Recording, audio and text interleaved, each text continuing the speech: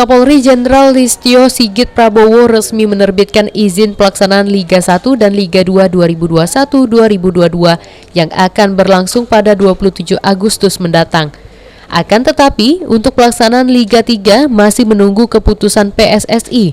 Namun demikian menurut pelatih Persipra yang juga mantan pelatih SFC U21, para pemain klub Persipra sendiri tetap melakukan latihan rutin seperti biasa selama 4 kali seminggu.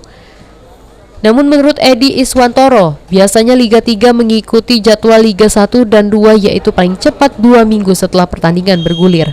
Liga 3 kan kita lagi nunggu instruksi dari PSSI pusat.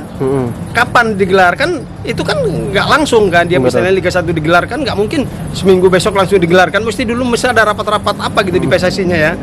Nah baru dia ke PSSI kita Sumsel baru nanti ke klub-klub diundang biasanya gitu ya Pak Didi ya. Klub-klub diundang untuk menentukan kapan mau digelarnya itu. Kalau regulasi udah keluar. Saat ini para pemain Persipra sangat berharap Liga 3 dapat digelar secepatnya. Pasalnya sudah hampir 2 tahun pemain menunggu kepastian Liga bergulir. Beni Firdaus, PAL TV.